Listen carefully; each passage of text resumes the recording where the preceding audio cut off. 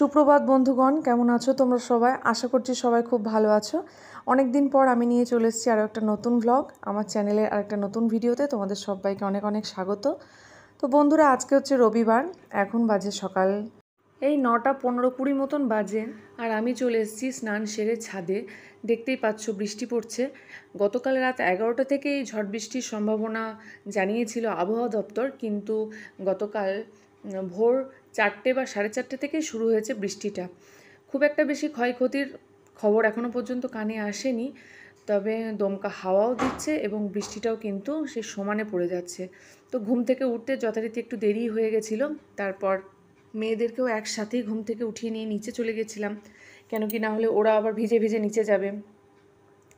তো তারপরে খাওয়া দাওয়া সেরে তারপরে বসেই ছিলাম, ভাবছিলাম কি করব, বৃষ্টিতে ভিজে ভিজে কি করে কাজ করব না করব।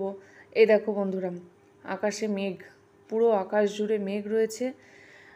আর চিন্তা করতে করতে ভাবলাম, না, কাজ তো করতেই হবে, নাহলে দিনটা কি করে শুরু হবে, খাওয়া দাওয়ার ব্যবস্থা কি করে হবে, বাসি কাজকর্ম তো সারতেই হবে। আর তোমরা খুব ভালোভাবেই জানো আমার ঘরে বাসন মাজার জায়গাটা কিন্তু উঠোনের মধ্যে। তো সেই কলপারে বসে বাসন টাসন ধুতে গেলে মোটামুটি প্রায় ভিজতেই হবে। কিছু করার নেই, সেই ভিজে ভিজেই কাজকর্ম কমপ্লিট করে স্নান সেরে উপরে চলে এসেছি। তো এখনও পর্যন্ত জলখাবার খাওয়া হয়নি, কারোরই খাওয়া হয়নি। তোমাদের দাদা চলে গেছে দোকানে, আজকে আর বাজার যেতে হবে না বললাম। দু একটা ঘরের সবজি আছে, আজকে ইচ্ছে আছে, বৃষ্টি পড়ছে যেহেতু, অনেক দিন খিচুড়ি খাওয়া হয়নি, আজকে দুপুরে খিচুড়ি রান্না করব। তাই বললাম ঘরে যা আছে মোটামুটি তাই দিয়ে হয়ে যাবে, তোমাকে বারবার আর বৃষ্টিতে ভিজে এই বাজার থেকে বাড়ি তারপর দোকান এসব করতে হবে না। এমনিতেই মধ্যবিত্তের সংসার, জিনিসপত্রের আকাশছোঁয়া দাম, তার মধ্যে যদি আমরা বাড়ির গৃহিণীরা একটু বুঝে সুঝে না চলি তাহলে কি হয়? তাই একটু তো সামলে চলতেই হয়। তো বন্ধুরা, কথা বলতে বলতে ওই ঘরে বিছানাটা তোলা হয়ে গেছে, আর এই ঘরের বিছানাটা পরিষ্কারই ছিল। কাছে কয়েকটা ফুল ফুটেছে, সেটা আগে তুলে নিচ্ছি। তো এই দেখো, এখানেও আমাকে ভিজতেই হচ্ছে, তবে অল্প জল পড়ছে, জলটা গায়ে লাগছে না, অসুবিধা নেই। তো যাই হোক, এখন নিচে যাব, তারপরে ঠাকুরকে জল দেব, তারপর জলখাবারের ব্যবস্থা হবে। যেহেতু ঘুম থেকে উঠতে একটু দেরি হয়ে গেছে, ওই জন্য জলখাবার খেতেও একটু দেরিই হচ্ছে। তোমার পড়া হয়ে গিয়েছে? তুই কি পড়া করেছো বলো?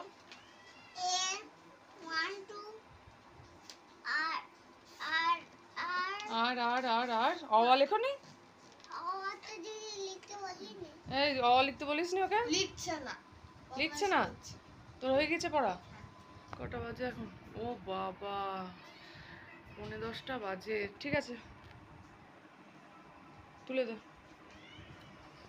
তো বন্ধুরা, দেখতেই পেলে 9:45 মতন বাজে। এখন জলখাবার না করলে আর কখন খাওয়া হবে, তাই না বলো? বাচ্চাদের খেতেও দেরি হয়ে যাচ্ছে। আজকে সকালে একটা কাণ্ড হয়েছে। কি হয়েছে জানো? কালকে দুধের যে প্যাকেটটা আনা হয়েছিল, আমার ফ্রিজের মধ্যে রাখতে মনে হয় একটু দেরি হয়ে গেছিলো, অতটা আমার মনে নেই।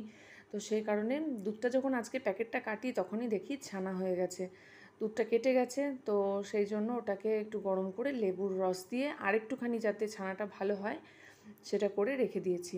তো পরে মেয়েদের দিয়ে দেবো, ওরা খেয়ে নেবে। তো আজকে জলখাবারে মেয়ে বলছে একটু পরোটা করো মা, অনেক দিন করা হয়নি। আসলে কি বলো তো, এই রোজকার এই পড়তে যাওয়া, নিয়ে আসা নিয়ে যাওয়া, সংসারের নানান কাজকর্মের জন্য এই টুকিটাকি কোনোরকমভাবে ঝটপটভাবে যা বানানো যায় সেটাই বানিয়ে দেওয়া হয়। তো ওদের ইচ্ছা মতন সবসময় হয়ও না বানানো সময়ের জন্য। তো আজকে বললাম ঠিক আছে, তো আজকে পরোটা আর এইভাবে আলুটা কেটে নিচ্ছি। তো আলু একটু তরকারি করব। তো তরকারিটা আমি এই বাটিতেই বসিয়ে দেবো। তো তরকারিটা কীভাবে করি জানো তো? যখন এরকম তাড়াতাড়ি মানে তাড়া লাগে যে চটপট আমাকে বানাতে হবে, তখন এইভাবে বাটির মধ্যে নিয়ে নিই আলু, তাতে দিয়ে দিই হলুদ গুঁড়ো, দিয়ে দিই একটুখানি পাঁচফোড়ন বা গোটা জিরে বা কালো জিরে, যখন যেটা হাতের সামনে পাই দিয়ে দিই। তারপরে একটু নুন আর সর্ষের তেল আর জল দিয়ে এটাকে ঢাকা চাপা দিয়ে রেখে দিই। তাহলে কি হয় বলো তো, চটপট করে মানে তরকারিটা আর দেখতে হয় না, এইভাবে বসিয়ে দিলেই 5 থেকে 10 মিনিটের ভিতরে তরকারিটা আমার রেডি হয়ে যায়, অনেকটা সুবিধা হয়। তো আজকেও সেটাই করব। এই যে দেখো জলটা দিয়ে দিচ্ছি, এখন গিয়ে এটাকে ঢাকা চাপা দিয়ে দেবো, তারপরে আটাটা মাখবো। তো এইভাবে চলতেই থাকবে। আর তোমাদের দাদাকে বললাম, ফোন করলাম যে পরোটা বানাচ্ছি, তুমি কি একবার আসতে পারবে? তো বললো না আমি আর যাব না, আমি খেয়ে নিয়েছি দোকানে ওখানে। তো বন্ধুরা, গত 2 দিন আগের থেকেই কিন্তু টিভিতে খবরে বারবার দেখাচ্ছে যে ঘূর্ণিঝড়ের প্রভাব কতটা কী হবে না হবে, কোন কোন জায়গায় ক্ষয়ক্ষতি হবে, সেসব শুনেই ভয় লাগছে। তবে আমরা যেখানে থাকি এখানে কিন্তু এখনও পর্যন্ত সেরকম ঝড়টা শুরু হয়নি, তবে যা খবরে শুনেছি সেইটা ভেবেই কিন্তু ভয় করছে। তো চলো বন্ধুরা, জলখাবারটা বানিয়ে নিই, অনেকটা দেরি হয়ে গেছে। আর এই যে দেখো তরকারিটা চাপা দিয়ে এসেছি, এখন আমি একটুখানি আটা নিয়েছি, যেটা গমের নর্মাল আটা আর কি, একটু ময়ান দিয়ে দিয়েছি হালকা করে, আর মিষ্টিটা একটু বেশি করেই দিলাম বাচ্চাদের, তাহলে খেতে ভালো লাগবে। আর দেখো বন্ধুরা, আমার ময়দাটা মাখা হয়ে গেছে এবং আমি পরোটাটা বেলেও নিয়েছি। আর এই যে পুচকি মতন পরোটাটা দেখছো, এটা আমার ছোটো কন্যা বেলেছে, তো বলেছে এটাকে আগে আমাকে রেডি করে দিতে হবে। তো এই যে দেখো আটাটা মাখতে মাখতে আমার তরকারিটা একদম রেডি হয়ে গেছে। এইভাবে হাতার সাহায্যে একটু যদি গেলে দিই তাহলে বেশ মাখো মাখো ভাব হবে, পরোটা দিয়ে খেতে হেব্বি লাগে। এইভাবে তরকারি কি কখনো রান্না করে খেয়েছো তোমরা বন্ধুরা? কমেন্টে লিখে জানিও তাহলে। তো এইদিকে দেখো আমি প্যানটা বসিয়ে দিয়েছি, আর একে একে পরোটাগুলো আমি সেঁকে তুলে নিচ্ছি, তো তারপরে ভেজে নেব। তো আজকে ইচ্ছা আছে একটু ঘি ভাজা পরোটা খাবো, ইচ্ছা করছে। তো জানি এতটা ঘি তেল খাওয়াটা ঠিক নয় আমার জন্য, যেহেতু আমার ওভার ওয়েট। আমি ওয়েট কমানোর অনেক চেষ্টা করেছিলাম কিন্তু বিফলে। ওই যে খেতে ভালোবাসি, মিষ্টি ফিষ্টি দেখে নিজেকে আটকাতেই পারি না, আমি একজন মিষ্টি লাভার মানুষ। তো সেইভাবে সেই মিষ্টির জন্য আমার আর ওয়েট লস কোনো দিন করা হয় না, এই তেল মশলাগুলো অ্যাভয়েড করে চলি। তো আজকে ভাবলাম না, আজকে সব বাদ দিয়ে একটু পেটের চিন্তাটাই করি। তো যাই হোক, এই ঘিটা গ্রাম থেকে মানে আমার বাপের বাড়ি থেকে বাবা এনে দিয়েছিল। ঘিটা আমি বরাবরই আমি বাপের বাড়ি থেকেই বাবা দিয়ে যায়। তো ওখানে ঘিটা বেশ একদম খাঁটি ঘরের তৈরি ঘি পাওয়া, মানে এতটাই সুস্বাদু কি বলবো, বাজারে কেনা ঘি ওরকম হয় না। যাই হোক, পরোটাটা এইভাবে আমি একে একে ভেজে তুলে নেব। তো প্রত্যেকটা পরোটা আমার ভাজা হয়ে গেছে, আর এই হচ্ছে ছোটো কন্যার পুচকি পরোটাটা, সেটা ওকে দিতে হবে। আর এই হচ্ছে তরকারি, আর ঘরে ছিল রসগোল্লা। তো এইটাই হচ্ছে আজকে আমাদের জলখাবার। তো এটা বানাতে আমার আধ ঘন্টা টাইম লেগে গেছে, পরোটা আর তরকারি করতে। তো 10:30 বাজে, অলরেডি খেতে দেরি হয়ে গেছে, তো ওদের ঝটপট করে আমি খেতে দিয়ে দিয়েছি, তারপরে আমিও একটুখানি খেয়ে নেব। তো খাওয়া দাওয়া করার পরে চলে এসেছি সোজা রান্নাঘরে। এবার তো রান্নাটা চাপাতে হবে, অনেকটা দেরি হয়ে গেছে, কখন আর কি করব। তো তবে যেহেতু খিচুড়ি রান্না হবে সেই জন্য চাপ নেই, মোটামুটি তাড়াতাড়ি হয়েই যাবে। তো আমি এই যে ছানাটা হয়েছিল এটা একটু ছেঁকে নিচ্ছি। আর কি বলো তো বন্ধুরা, আমার কাছে ওই বড়ো ছাঁকনিটা নেই, এই চা ছাঁকার ছোটো ছাঁকনিটা দিয়েই আমি এটা ছেঁকে নিচ্ছি।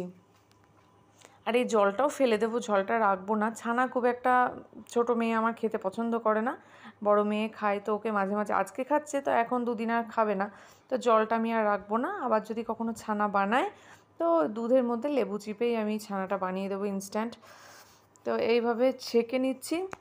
তো তোমরা দেখতেই পাবে আমি খাওয়াতে যাব, তুই কিন্তু একদম খাবে না, ও পছন্দই করে না। এমনকি ও কোনো কাঁচা মিষ্টি খায় না, জানো, সন্দেশ বলো কালাকাঁদ বলো এত রকমের মিষ্টি হয়, কোনো কাঁচা মিষ্টিও খেতে পছন্দ করে না, শুধুমাত্র রসের মিষ্টিই ও পছন্দ করে। তো এর মধ্যে একটুখানি দিয়ে দিলাম চিনি, না হলে তো আবার খাবেও না। এই যে দেখো খাওয়াচ্ছি, দেখতেই পাবে তোমরা, বলছে খাবো না, ভাল লাগছে না, আর খাবে না কিছুতেই।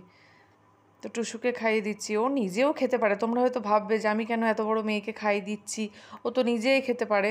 হ্যাঁ, ও নিজেই খেতে পারে, তবে আছে ওই যে গুণধর বোনটি পাশে, হয়তো দুষ্টুমি করবে আর সমস্তটা ছড়িয়ে ফেলবে, সেই জন্য আমি খাইয়ে দিলাম। তো তারপরে চলে এসেছি আবার রান্নাঘরে, এখন তো দুপুরের খাবারের ব্যবস্থাটা করতে হবে। এইদিকে আমি সোনা মুগ ডাল ভেজে জলে ধুয়ে নিয়েছি, জল গরম করে নিয়েছি হাঁড়িতে, এখন দিয়ে দিচ্ছি ডালটা। অনেকে একসাথে চাপিয়ে দেয় চালে ডালে, তবে আমি ডালটাকে একটু আগে দিই, যাতে ডালটা একটু সেদ্ধ হয়ে আসে তারপরে চালটা, কারণ গোবিন্দভোগ চাল সেদ্ধ হতে বেশিক্ষণ সময় লাগে না। তো এইভাবেই রান্না করে খেতে বেশ ভালোই লাগে। তো ডালটা সিদ্ধ করে দিয়ে ঘরে এসে দেখি মেয়ে বলছে ড্রয়িং করবে, ওর আর্ট পেপারটা কাটা নেই, কেটে দিতে হবে। না, আর্ট পেপারগুলো পিস করে দিচ্ছি। এইভাবে একসাথে অনেকগুলো আর্ট পেপার যদি আনা থাকে আর পিস করে রাখা থাকে তাহলে বেশ অনেক কটা দিন চলে যায়, অসুবিধা হয় না।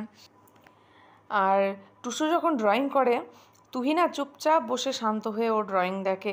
এটা ওর একটা নেশার জায়গা। ও আঁকতে এত ভালোবাসে, মানে তুহির কথা বলছি, ও আঁকতে এতটাই ভালোবাসে যে নিজে তো আঁকেই, যখন সময় পায় সাদা কাগজ দেখলেই কলম ঘুষতে থাকে ও।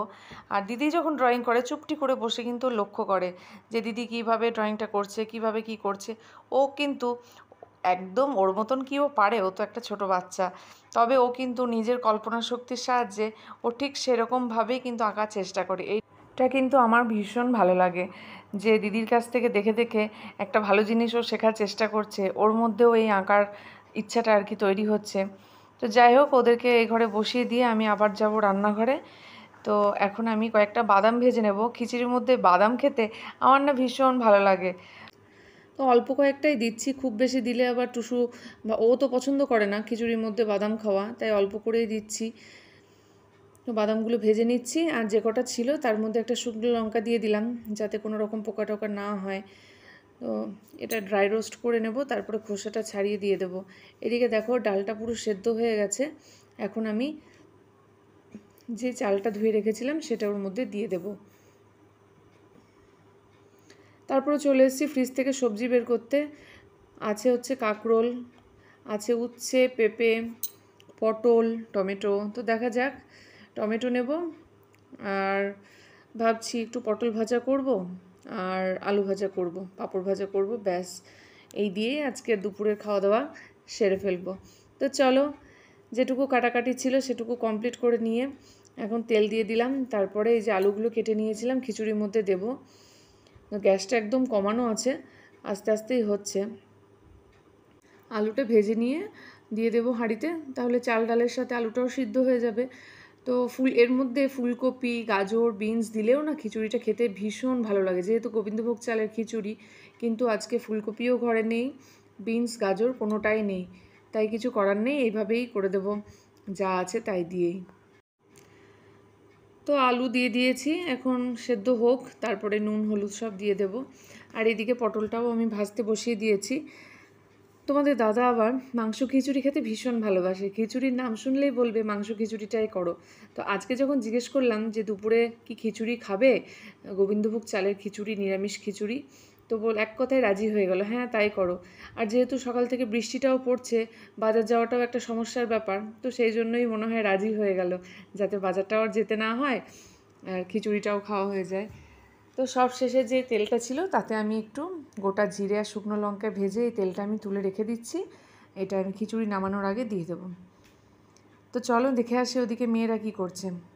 এসে দেখি একখানা গরু এঁকেছে, তো এখন আমাকে বলছে এতে একটুখানি কারুকার্য করে দাও, কী বানানো যায়, সাইডে কী করা যায়, তাই আমি একটু টাচ এর মধ্যে দিয়ে দিলাম।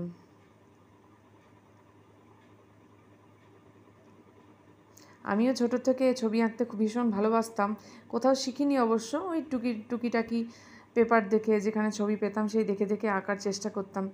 তো মোটামুটি একটু আধটু যা পারি সেই ধ্যান ধারণা দিয়ে এখানে একটুখানি টাচ দিয়ে দিলাম, ব্যাস। তারপরে রান্নাঘরে এসে ভেজে নিয়েছি পাঁপড়।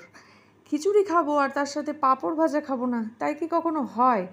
তো সবশেষে একটু আলু ভাজা করে নিচ্ছি, আলুটা ভাজতে দিয়ে দিয়েছি। আর এইদিকে দেখো খিচুড়িটা কিন্তু আমার হয়ে গেছে, আর যে তেল লঙ্কাটা ভাজা ছিল না ওটা দিয়ে দিয়েছি, আর দিয়ে দিলাম 1 চামচ ঘি, এতে দারুণ একটা সুগন্ধ আসবে। আর ডিম সেদ্ধ করে নিয়েছি বন্ধুরা, তারপরে ডিমটাকে আমি ভেজে নিচ্ছি, ডিমটার একটু কারি বানাবো, ব্যাস তাহলেই হয়ে যাবে। তো সব শেষে আমি আজকে কি রান্না করলাম সবটাই তোমাদের সাথে শেয়ার করব। রান্না করছি আর একবার করে দেখছি বৃষ্টিটা কি কমলো, বৃষ্টিটা কি কমেছে, কারণ এই যে রান্নাবান্না করছি টুকটাক অনেকগুলোই বাসন জমা হয়ে গেছে, সেগুলো ধুতে গিয়ে সকালে একবার ভিজেছি, এখন যদি আবার এই ভিজে ভিজে আমাকে এগুলো ধুতে হয় তাহলে তো আর কথাই নেই, কালকে থেকে আর উঠতেই পারবো না। আর বুঝতেই পারছো, ঘরের বউ মানুষ যদি বিছানায় পড়ে তাহলে কি আর সংসার চলে কখনো বলো? গৃহিণীদের সবসময় অ্যাক্টিভ থাকতে হয়, এটাই হচ্ছে আসল ব্যাপার। তো চলো কি রান্না করেছি আজকে সেটা তোমাদের দেখিয়ে দিই।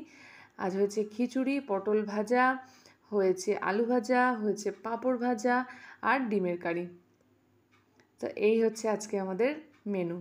তো অনেক দিন খিচুড়ি খাওয়া হয়নি, আজকে খিচুড়িটা খেতেও ভীষণ ভালো হয়েছিল। ভয়েসটা যেহেতু আমি পরে দিচ্ছি তাই বলতে পারছি।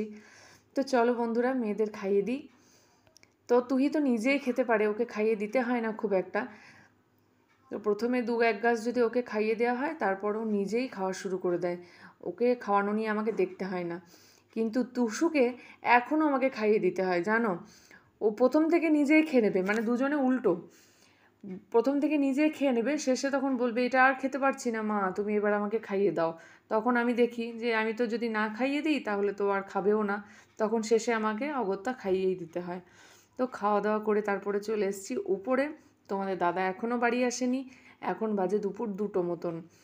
তো কারেন্ট চলে গেছে, সকাল থেকে কারেন্ট অফ, সে কথাটা তোমাদের বলাই হয়নি। সকাল থেকে কারেন্ট নেই। তো ইনভার্টারে যতটুকু চার্জ ছিল সেটা শেষ হয়ে গেছে। আর আকাশের অবস্থা দেখতেই পাচ্ছ। তবে বৃষ্টি এখন বন্ধ, বৃষ্টিটা পড়ছে না, তাই হাওয়াটা বেশ ভালোই লাগছে। তো চলো বন্ধুরা, অনেক দিন পর একটা ভিডিও শেয়ার করলাম। ভিডিওটা যদি কোথাও কিছু ভালো লেগে থাকে কমেন্টে লিখে অবশ্যই করে জানিও। দেখা হচ্ছে খুব শিগগিরই আরও একটা নতুন ভিডিওর সাথে। ততক্ষণের জন্য তোমরা সবাই খুব ভালো থেকো, সুস্থ থেকো, এবং ঝড়ের যে সতর্কবার্তা দেওয়া হয়েছে সেই সব নিয়ম মেনে সবাই সাবধানে থেকো, ভালো থেকো, এটাই কামনা করি। তো চলো বন্ধুরা, দেখা হচ্ছে পরের ভিডিওতে। আজকে এখানেই শেষ করলাম।